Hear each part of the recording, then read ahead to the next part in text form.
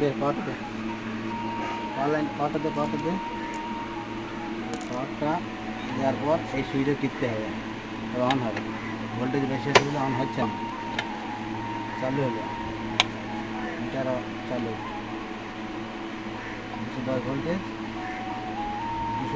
220 হলেই অটো হয়ে যাবে, চালু হবে।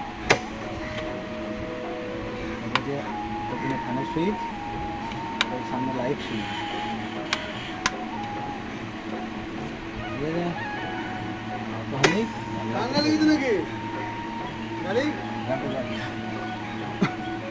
সুইচ ল্যাম্প দেবো, মিটার অফ।